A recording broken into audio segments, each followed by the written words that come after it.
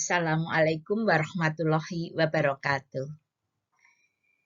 Mari kita hari ini membahas tentang peran dan pentingnya kimia lingkungan. Ilmu tentang kimia lingkungan itu adalah hal yang baru. Sedangkan ilmu tentang kimia itu adalah sudah lama. Jadi kimia itu ilmu pengetahuan alam yang mempelajari berbagai hal tentang materi. Salah satu contohnya adalah struktur materi, sifat materi, wujud materi, perubahan materi, susunan materi, dan energi yang menyertai perubahan-perubahan tersebut. Ilmu kimia ini diawali tahun 4000 sebelum Masehi. Tahun ini itu disebut zaman logam. Jadi hebat sekali itu di negara Mesir tahun 3400 sebelum Masehi.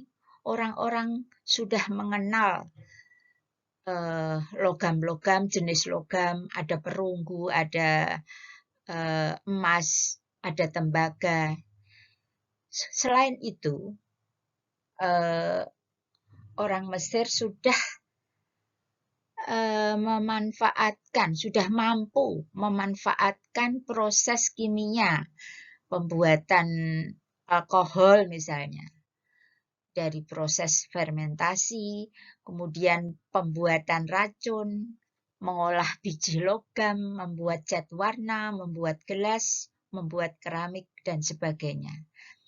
Jadi ini sudah termasuk ilmu kimia. Di kimia sudah terkenal sejak 4000 tahun sebelum Masehi ya. Tahun 4000 sebelum Masehi.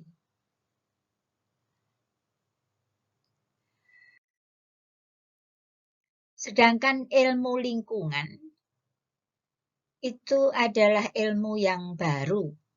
Jadi baru muncul itu karena peristiwa-peristiwa yang mengejutkan.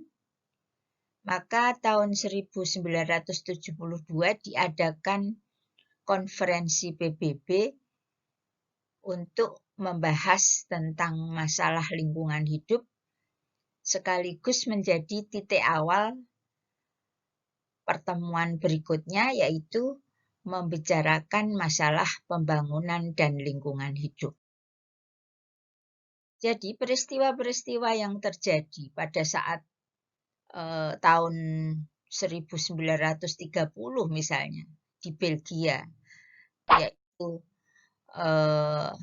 terjadinya kabut tebal bercampur asap di daerah industri Mosville, Belgia. Kabut tersebut mengandung bahan kimia seperti hidrokarbon, karbon monoksida, nitrogen oksida, dan sebagainya dari cerobong asap pabrik di daerah itu.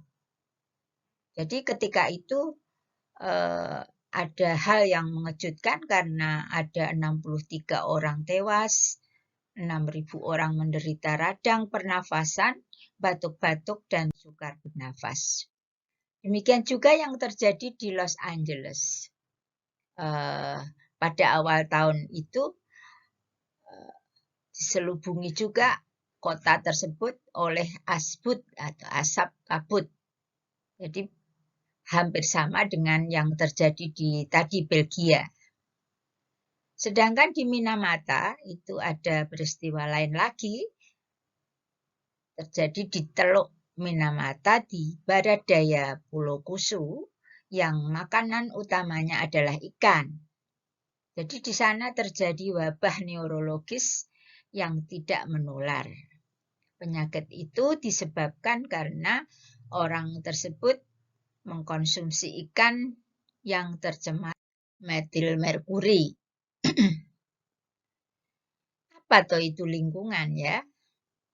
Kalau tadi kita membahas kimia, sekarang lingkungan itu apa?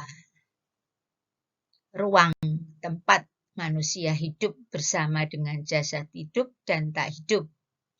Fungsi lingkungan memberi ruang untuk hidup dan kehidupan. Sumber daya hayati, non-hayati, memberi pelayanan kepada manusia agar tetap dapat mendukung kehidupan manusia. Apa toh itu daya dukung? Daya dukung alam. Jadi, dapat berkurang, daya dukung alam itu dapat berkurang atau menyusut. Terbentuk daya dukung alam memerlukan proses yang lama. Kerusakan daya dukung alam itu bisa disebabkan oleh faktor internal dari alam dan sulit untuk dicegah. Contohnya, letusan gunung berapi. Faktor eksternal itu karena ulah manusia, seperti kegiatan industri, pemakaian bahan bakar fosil, dan sebagainya.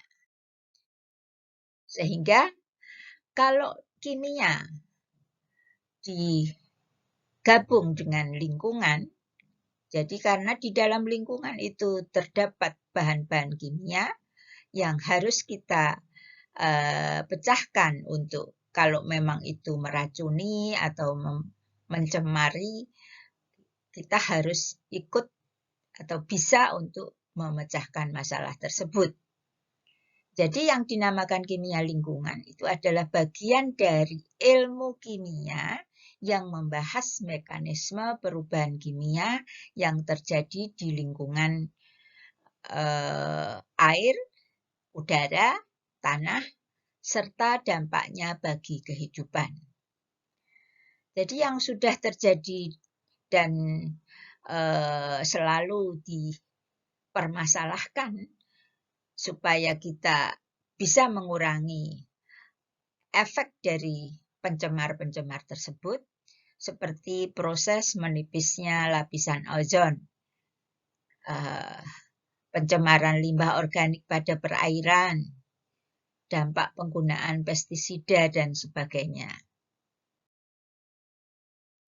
Pencemaran itu adalah akumulasi zat benda yang keberadaannya dalam lingkungan tidak diinginkan.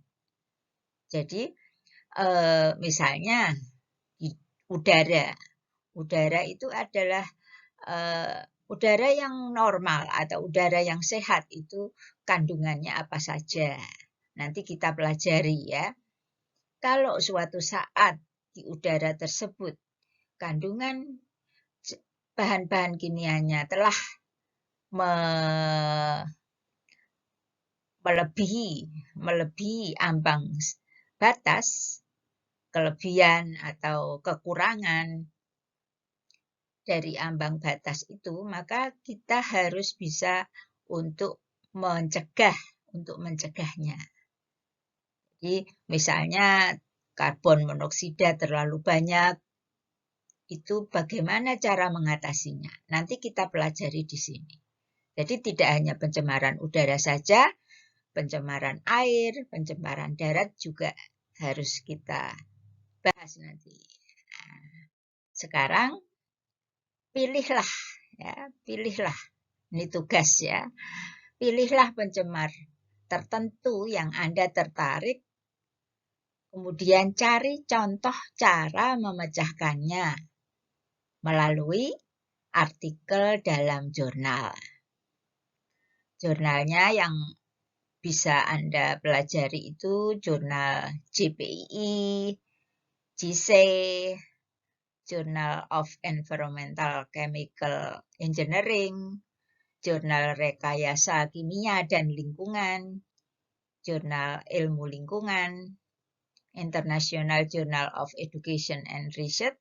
Ini juga, dan masih banyak lagi, tidak hanya terbatas ini ya. Saudara lebih pintar untuk mencari, untuk browsing. Jadi yang jelas, pilihlah bahan kimia tertentu yang menurut Anda mencemari lingkungan ini, kemudian cari contoh untuk cara memecahkannya. Demikian pengantar pertemuan pertama. Silahkan dilanjut untuk didiskusikan.